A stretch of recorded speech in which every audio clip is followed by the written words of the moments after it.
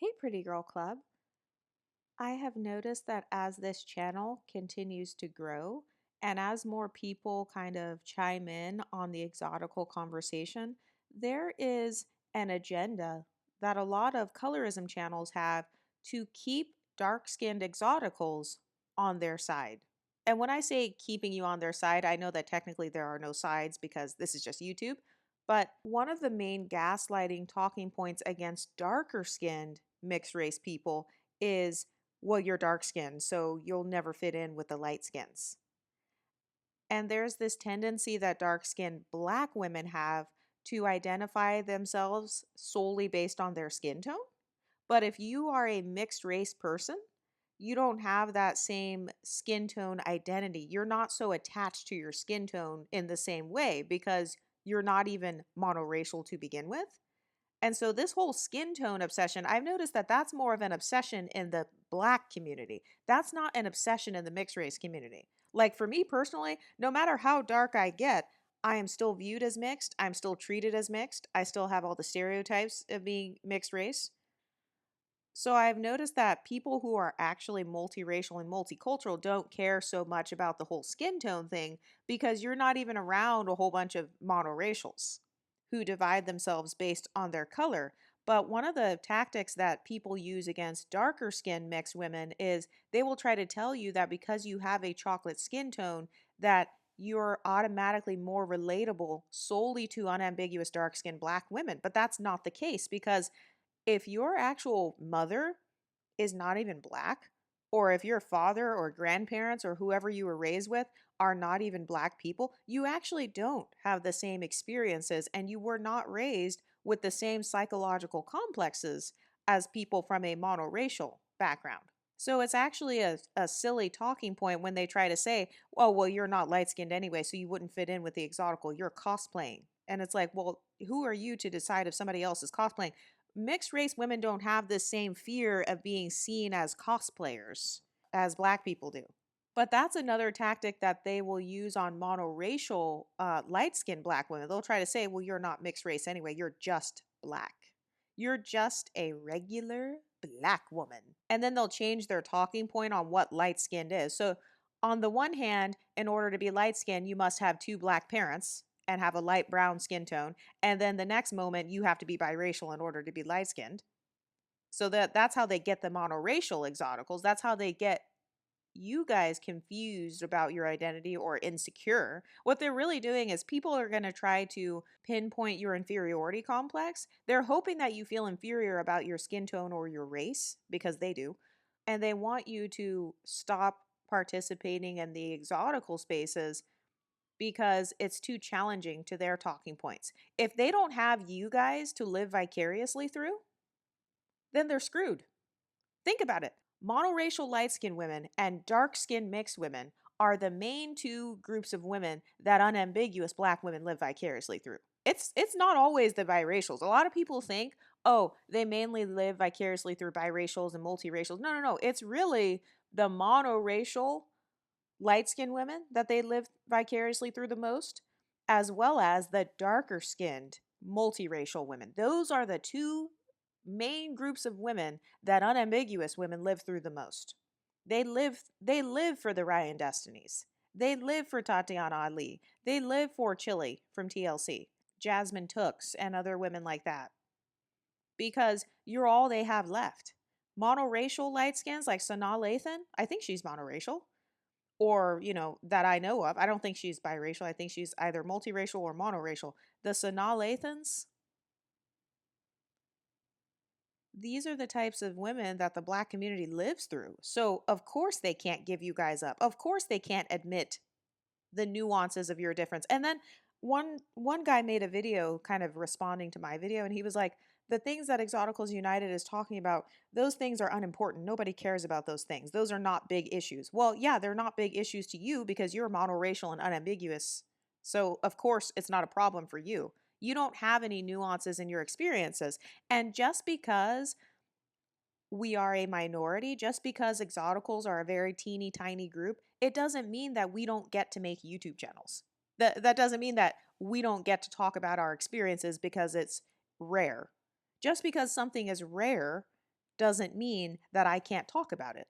This entire channel was created to discuss the nuances between unambiguous women, ambiguous black women, light skinned black women, dark skinned multiracial women, dark skinned monoracial women who happen to have light eyes or whatever, straighter hair, and maybe they've never taken a DNA test, but their phenotypes look different. This channel was created to discuss all of the social nuances that we experience. So, how is that divisive? So, because I make a YouTube channel discussing things that everybody else was too scared to discuss, and because I'm actually starting to get some clout and some followers behind my name, now suddenly, oh, well, this is divisive, so just be quiet. Anytime people use that divisive tactic and they say, well, you're dividing yourself or you're cosplaying, that is a silencing tactic. They don't want you to admit that having green eyes makes you stand out. They don't want you to admit that having a caramel skin tone makes you stand out. They don't want you to discuss what makes you different than them, because a lot of unambiguous dark skinned black people struggle with feeling regular. They'll say it themselves, so I'm just repeating what they say. They struggle with feeling regular and inferior and like they blend in. And so if you discuss anything that points to the fact that you stand out in any way, oh, you're an internalized colorist, texturist, featurist, you're cosplaying, you're not a real exotical. None of us are real exoticals, according to those types of people. Like, no matter who you are, your identity will always be invalidated. I mean, people tell me all the time that I'm not a real exotical. People will tell other mixed people, you're not a real exotical, or, kind of like the Jordan Childs thing where Paris Milan was like, she just looks like a regular black girl. So being told that you're cosplaying or that you're fake or that your identity is invalid, that is actually a sign that you are the definition of an exotical, because otherwise, why would people even feel the need to tell you that?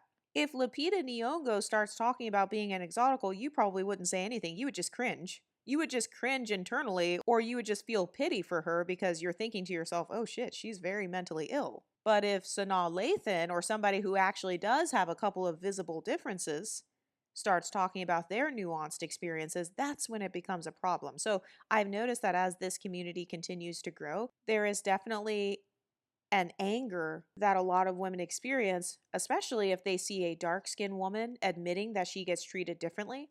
And also if they see a monoracial black woman talking about getting treated differently and not having the same traumas from colorism, texturism, or featureism, because that's really what this channel is based on. I think I've created over 700 videos at this point.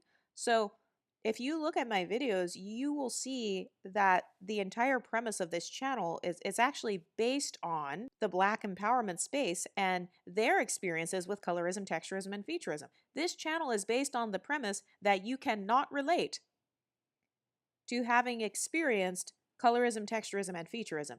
Maybe you've experienced one of those things. Maybe you've experienced 2 out of 3 of those things, but you have not experienced all 3 simultaneously.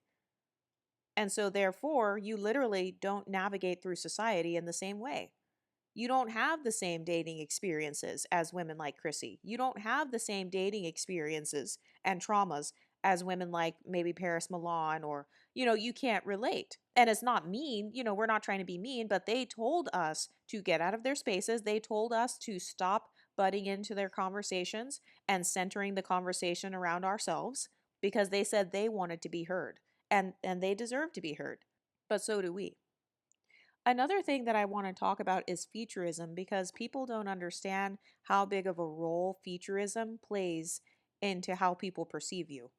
There's a reason that you can tell the difference between a dark-skinned Indian and Whoopi Goldberg. There's a reason why you can tell the difference. It's because of texturism and featureism. It's because of hair texture and facial features. That is a huge part that determines how you're perceived. And so to pretend like your facial features don't matter when it comes to isms, that's idiotic. To pretend like your hair texture suddenly doesn't matter, it's idiotic. So yes, something as simple as a hair texture can literally cause you to avoid a whole bunch of traumas. Something as simple as an eye color or some freckles or a narrow nose or whatever can cause you to be treated differently to the point where you get modeling contracts. Look at Jasmine Tooks. Jasmine Tooks is a darker skinned biracial, she could have changed her skin tone because I saw some recent pictures of her. But Jasmine Tooks is a dark skinned biracial woman, and you can tell that she does not look like the average unambiguous African woman because of her facial features and her hair texture. She has type 2 hair and a narrow nose, and that will cause her to be treated differently. So I don't see the problem in discussing the nuances and the social strategies that can be used if you have a phenotype like how Jasmine Tooks has or Tatiana Ali. And for those of you who look like Tatiana Ali, I think that a lot of people will think, oh, well, you look just like any other black woman. But that's only true if you are used to wearing lace fronts or only seeing black women in lace fronts. Anybody who has been around actual natural black women knows that the average unambiguous woman doesn't have type 2 hair like Tatiana Ali. And so even Tatiana Ali herself has talked about the pedestalization and the exoticism she has received because of her hair texture. So much so to the point where her story was more relatable to be seen in the Light Girls documentary versus the Dark Girls documentary. And I think a lot of people misconstrue my content and they think that I'm trying to say one's better than the other. But anybody who doesn't have hierarchy thinking would understand that we're not saying we're better or like it means that we're better people because we don't have the same traumas. No, all we're doing is we're creating a safe space where we get to be beautiful and celebrate ourselves and kind of discuss our experiences. So, why is it okay for everybody else to have their own safe spaces, but suddenly it's not okay for us? Also, for those of you who are saying that they're just making up words and phrases, yeah, that's what you do when you create your own space. That's literally the meaning of the word creation. To create something means that you think of it in your mind. It means that you're making stuff up. But there is a jealousy and a culture shock that a lot of black people are experiencing as they come across my channel. And I've noticed a lot of people are making reaction videos to me and they're still in a state of culture shock. So that's why I've kind of stopped responding, especially to smaller creators who come and they come across my channel, then they get mad and they make videos. I've kind of stopped responding because I've noticed that usually the people who have a culture shock, they will be shocked at first, but then they're going to understand my channel over time, and usually those people will end up becoming subscribers as time goes on, because now that this channel is growing, I have people coming back all the time and they're apologizing to me saying, "Oh, I'm sorry for thinking that you were a colorist, texturist, and featurist. I totally prejudged your channel." So that's why I've kind of stopped responding, because I understand their shock. I understand that they have been brainwashed for 35 years to only identify with one thing. I understand that they've been silenced for decades and they haven't been allowed to talk about the fact that something as simple as having blue eyes causes them to stand out. You know, they haven't been allowed to talk about the fact that something as simple as a hair texture or a skin tone has caused them to be treated differently. So I understand your shock. I understand why you are suddenly questioning everything. It's because this channel challenges you. This exotical space challenges the status quo. It challenges everything you've been taught about blackness, everything you've been taught about colorism, texturism, and featurism. It challenges social norms. This channel breaks a lot of social norms. That's why there are so many people who are creating their own channels now. Be sure to follow all of the other exotical channels or comment down below if you have an exotical channel, because we are starting to move up in the algorithm gradually as time goes on, slowly but surely. More people are beginning to recognize us. I can't even keep up anymore with all of the different reaction videos and stuff. But one of the main reasons that people don't want dark skin exoticals and monoracial exoticals to be a part of this space is because they feel like they will be left behind. That's why. The people who feel like they're at the bottom, they don't want to be at the bottom alone. They don't mind being at the bottom as long as there are other people at the bottom with them. Misery loves company. And so if you start separating yourself, where does that leave them? And then there are also racist mixed race people. There are racist biracials and stuff like that. And they have a fear of being replaced. So I don't have any of those inferiority complexes. That's why I'm not afraid of anybody replacing me. A lot of people, they come on my channel all the time or they'll email me and they'll say, what do you think of this person calling themselves an exotical? Or what do you think of that person? They made a channel and their channel is kind of like yours. Or what do you think of these people who are commenting and saying that they can relate to you?